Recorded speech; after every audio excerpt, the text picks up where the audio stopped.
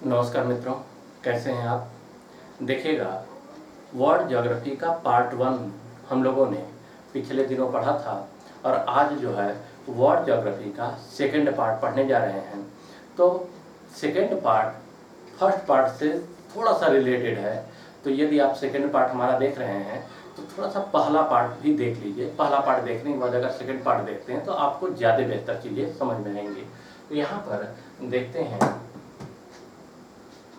ये जो हमारा भूगोल है, इसमें जो है भूगोल में दो चीज़ों को पढ़ेंगे।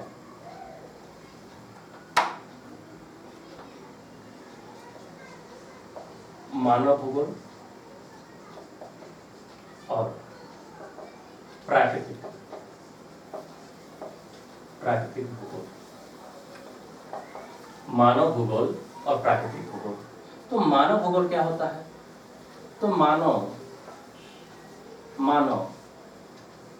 के द्वारा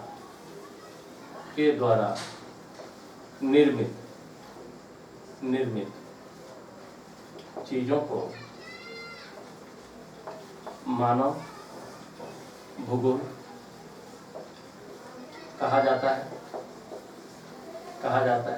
और मानव के द्वारा जो निर्मित चीजें हैं जिन्हें मानव भूगोल कह रहे हैं, इसी को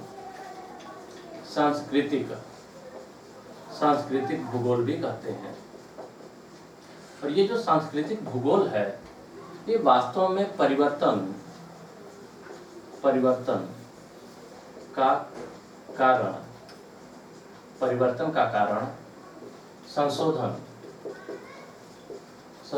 की उपयोगिता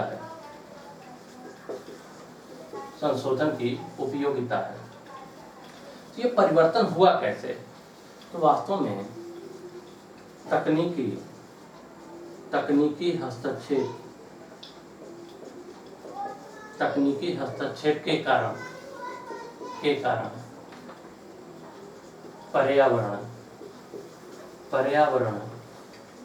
में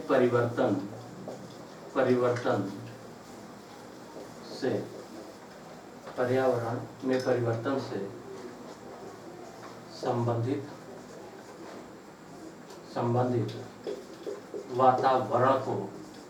वातावरण को मानव भूगोल कहा जाता है।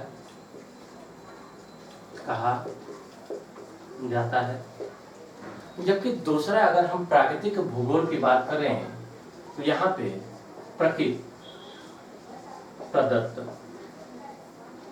प्रदत्त चीजों को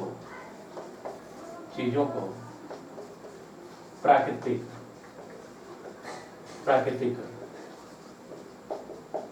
भूगोल कहते हैं। तो प्रकृति ने हमें प्रदत्त क्या किया है, प्रदान क्या किया है? तो हमें यहाँ पर देखते हैं तो स्थल स्वरूप जो आपको दिख रहा है, जिसे प्रकृति ने प्रदान किया है। दूसरा, जलवायु, जिसे प्रकृति ने प्रदान किया है। तीसरा, मृदा एवं वनस्पति।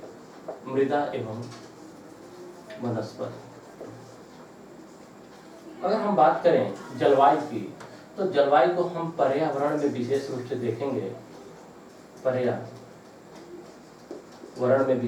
देखेंगे। लेकिन आप जरा समझिएगा कि यहाँ पर जलवायु को देखें तो वायुमंडल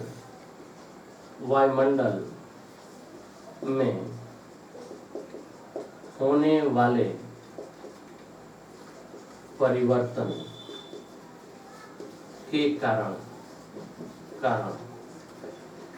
स्थल पर जो प्रभाव पड़ता है, उसे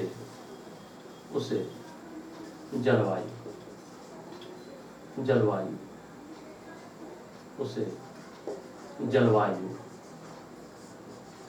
कहा जाता है। अगर हम इसे देखें, इन तीनों को, इसी को प्राकृतिक भूगोल को प्राकृतिक पर्यावरण भी कहा जाता है। प्राकृतिक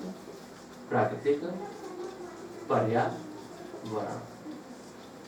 और ये जो प्राकृतिक पर्यावरण है, यहाँ पर देखते हैं प्राकृतिक पर्यावरण। प्राकृतिक पर्यावरण के अंतर्गत हम देखें तो यहाँ पर हम देखेंगे भू आकृति विज्ञान,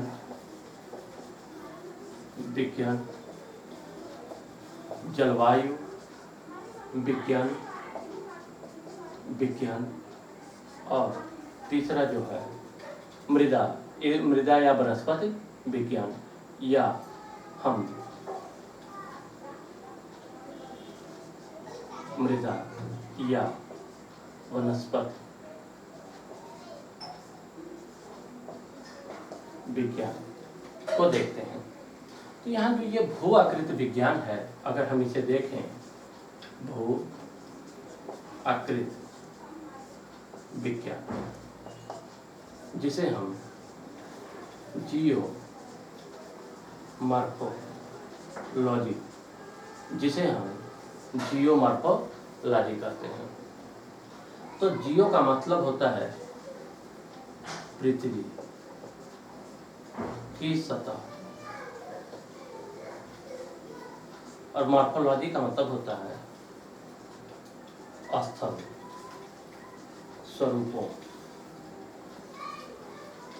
स्वरूपों का निर्माण।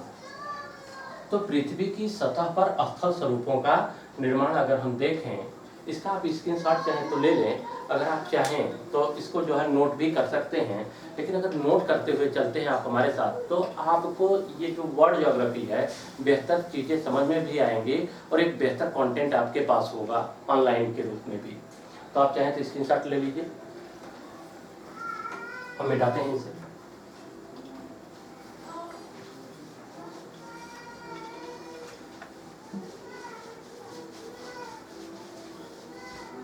यहाँ पर हम जो है देख रहे हैं पृथ्वी की सतह पर स्थल स्वरूपों का निर्माण।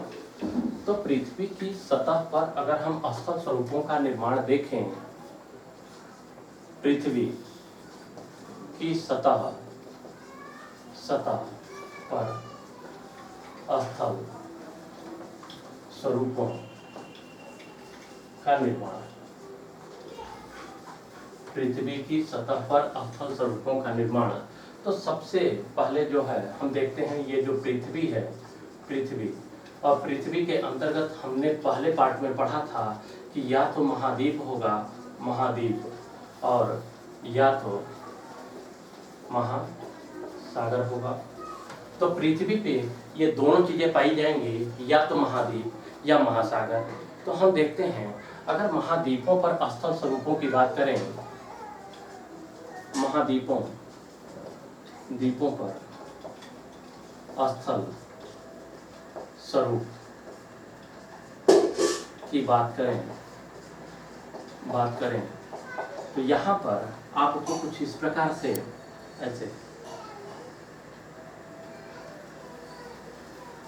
ऐसे दिखेगा। तो यहाँ पे ये हमारा पर्वत है,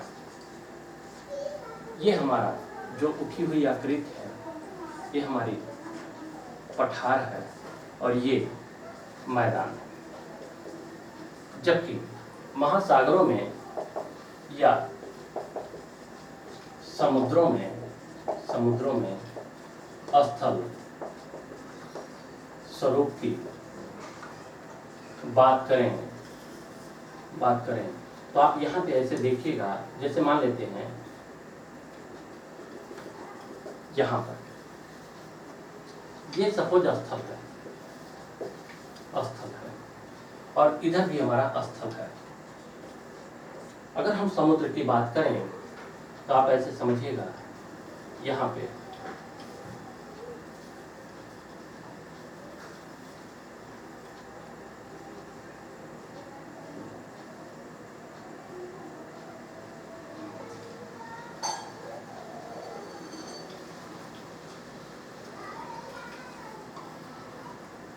कुछ इस प्रकार से। तो यहाँ पर देखिएगा ये पूरा जल भरा हुआ है, ये पूरा जल भरा है, ये हमारा पूरा जल भरा है। अब इस समुद्र में जो स्थल स्वरूप है इसका नाम क्या है? तो आप जरा देखिएगा, ये तो स्थल है, स्थल या हम कह सकते हैं स्थल मंडल। तो स्थल मंडल से यह चूंकि लगा हुआ है तो इसे महाद्वीपीय मग्न तट बोलते हैं। महाद्वीपीय मग्न तट, इसकी जो गहराई होती है 150 मीटर होती है। ये वास्तव में महाद्वीपीय निक्षेप के कारण हुआ है, निक्षेप के कारण निर्मित हुआ है।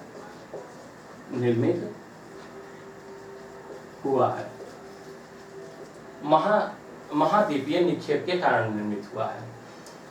अब हम बात करते हैं इसकी, ये महाद्वीपीय ढाल। ये जो महाद्वीपीय ढाल है इसकी जो गहराई है 150 से लेकर 2000 मीटर। महाद्वीपीय ढाल है यह 150 से लेकर 2000 मीटर की गहराई तक होता है। जबकि ये जो है ये खास है, इसको जो बोलते हैं महासागरीय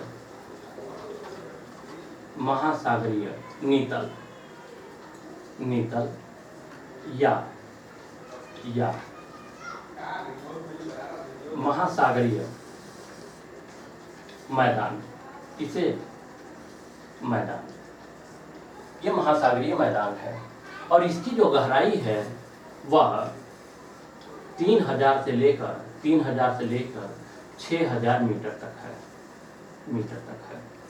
और इसकी खास बात यह है कि समुद्र की जितनी भी गतिविधियां होती हैं यह यहीं पर होती हैं। जितनी भी गतिविधियां, समुद्री गतिविधियां जो भी हैं वो यहीं पर होती हैं, महासागरीय नीतल पर। और ये जो है इसे हम बोलते हैं महासागरीय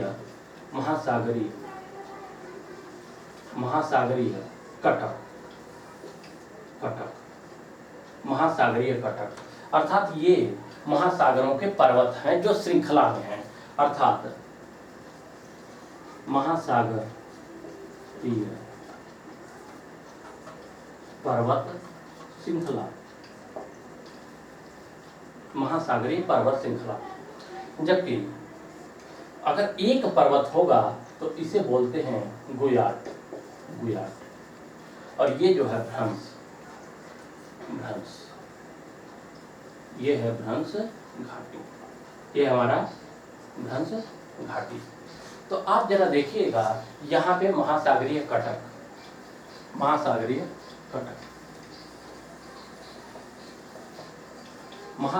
कटक। तो ये पर्वत श्रृंखला है जो कि समुद्र में पाई जाती है। तो अगर एक सवाल पूछता है कि सबसे अधिक पर्वत श्रृंखला,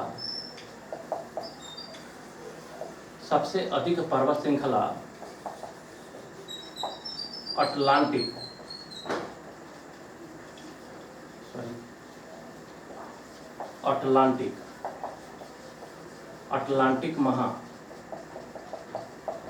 सबसे अधिक पर्वत श्रृंखला अटलांटिक महासागर में पाई जाती है,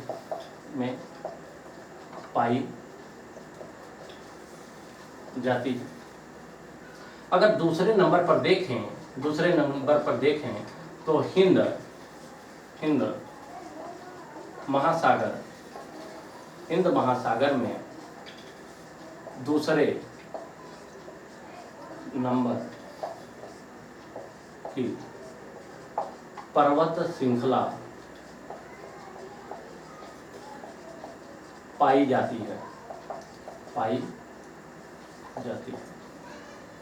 जबकि अगर हम तीसरी इंफॉर्मेशन देखें तो अगर हम कहें, इसे हम मिटा देते हैं, स्क्रीनशॉट ले लीजिएगा आप।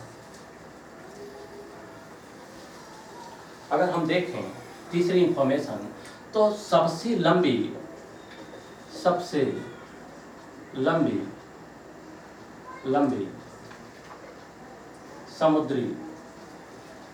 समुद्री पर्वत श्रृंखला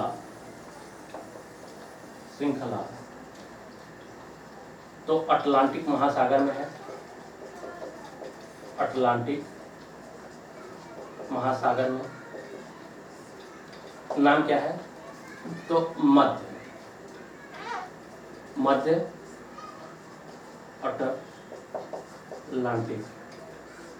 मध्य अटलांटिक महासागर है ये, जो कि सबसे लंबी समुद्री पर्वत श्रृंखला है, अटलांटिक महासागर में पाई जाती है।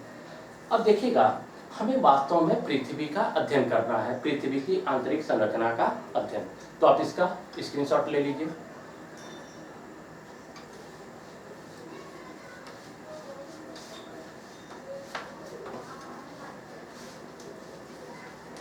अगर ये क्रम से अगर आप नोट करते हुए चलें तो आपके पास एक बेहतर नोट्स होगी, और जब नोट्स होगी तो आप बेहतर तरीके से तैयार कर पाएंगे। और एक बार अगर नोट्स बन भी जाएगी तो आप वीडियो की स्पीड को बढ़ाकर आप चाहें तो क्विक रिवीजन कर सकते हैं।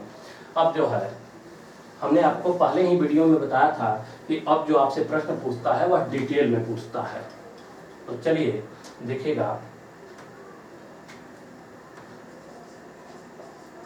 पृथ्वी की आंतरिक संरचना का अध्ययन, पृथ्वी की आंतरिक संरचना का अध्ययन। जैसे सपोज ये हमारी पृथ्वी है, तो पृथ्वी को अगर आप ऐसे देखिएगा तो इसको हमने 3 भागों में बांट रखा है, पहला, दूसरा और ये तीसरा। इसको अगर हम निकाल कर अलग से इसका अध्ययन करें ऐसे कुछ इस प्रकार से, तो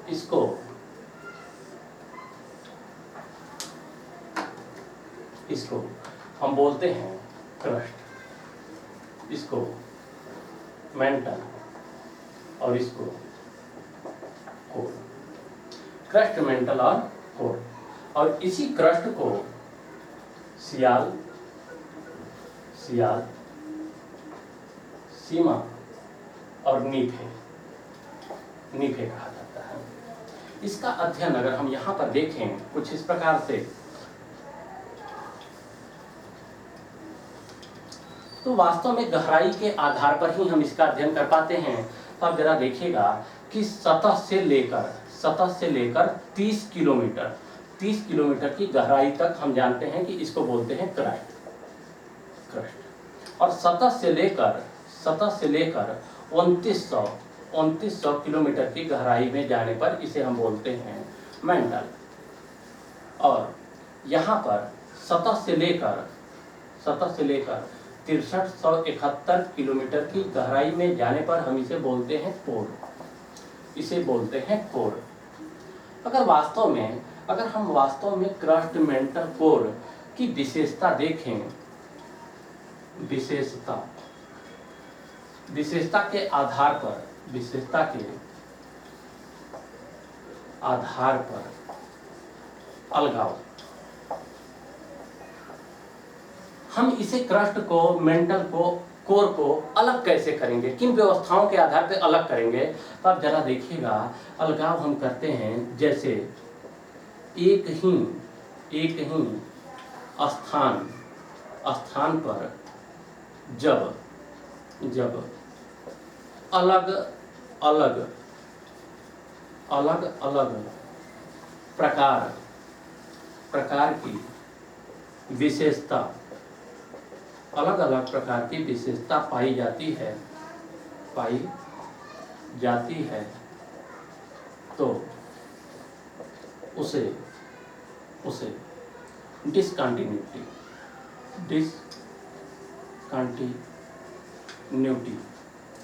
या अशांत अशांत तत्व कहा जाता है, कहा जाता है। तो क्रस्ट, मेंटल और कोर को 5 प्रकार की व्यवस्था के द्वारा अलग किया जाता है। तो आप जरा देखिएगा, यहाँ पर इसका स्क्रीनशॉट लीजिएगा, देखिएगा जब यहाँ पर हमने क्या किया कि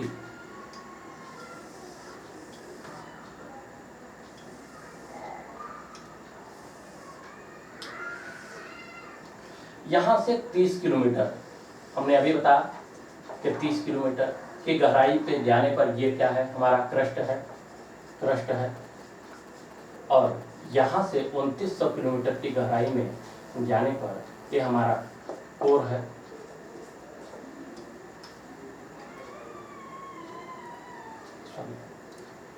मेंटल है, जबकि 63-71 किलोमीटर की गहराई में जाने पर हमारा ये कोर है। तो यहाँ पर अगर हम देखें कि ऊपरी क्रस्ट को निचली क्रस्ट से अलग जब करते हैं, सपोज इस प्रकार से, अर्थात सतह से 12 किलोमीटर की गहराई पे, 12 किलोमीटर की गहराई में जाने पर अगर हम इसको अलग करते हैं तो इसे हम बोलते हैं कोलोरेडो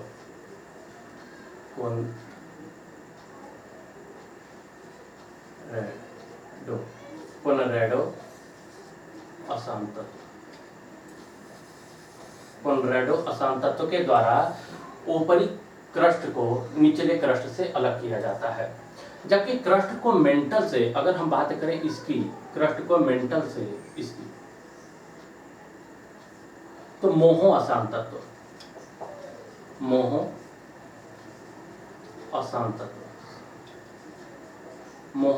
तत्व के द्वारा। जबकि ये जो मेंटल है, मेंटल को अगर हम 2 भागों में बांटें, अर्थात यहाँ सतह से लेके 700 किलोमीटर की गहराई में, 700 किलोमीटर की गहराई में जाने के बाद, तो इसे बोलते हैं रिक्ति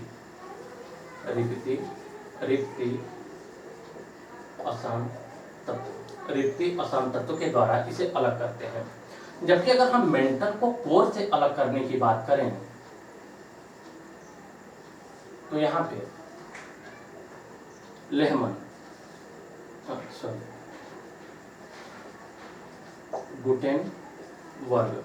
गुटेनबर्ग अशांत तत्व।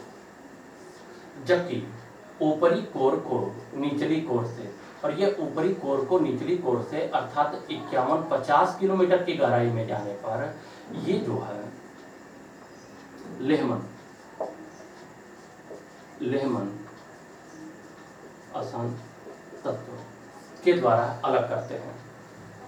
अगर एक विशेषता अगर अध्ययन की दृष्टि से देखें तो आप यहाँ पर देखिएगा कि ये जो हमारा क्रस्ट है, इसका जो घनत्व है 2.7 से लेकर 3.33 ग्राम प्रति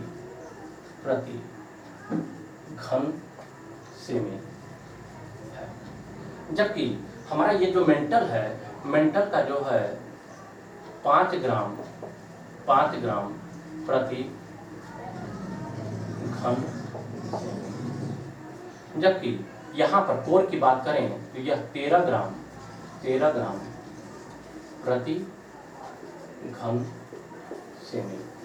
इसी से पता चलता है, यहाँ पर आप स्क्रीनशॉट लीजिएगा, इसी से पता चलता है कि ये जो सतह से केंद्र की ओर जाने पर डेंसिटी में, सतह से केंद्र की ओर जाने पर डेंसिटी में वृद्धि होती है। क्योंकि यहाँ पे 2.7 से 3.3 ग्राम प्रति घन सेमी है, यहाँ 5 ग्राम घन सेमी है और यहाँ 13 ग्राम घन सेमी है। तो जैसे जैसे हम सतह से केंद्र की ओर चलते जाएंगे वैसे वैसे घनत्व में वृद्धि होती जाती है। और अगले पार्ट में बताएंगे पृथ्वी की आंतरिक संरचना में तापमान कितना होता है और कहाँ पे चीज़ें पिघल जाती हैं, और पृथ्वी का अध्ययन किन किन आधारों पर करते हैं, घनत्व के आधार पर, तापमान के आधार पर, भूकंपीय तीव्रता के आधार पर, कई आधारों पर पृथ्वी के आंतरिक संरचना का अध्ययन करते हैं। तो आज सेकंड पार्ट में बस इतना ही। देखिए, अगर हमारे साथ अगर आप नोट्स बनाते चलेंगे तो आपका एक बेहतर कॉन्सेप्ट क्लियर होगा। तो चलिए, धन्यवाद।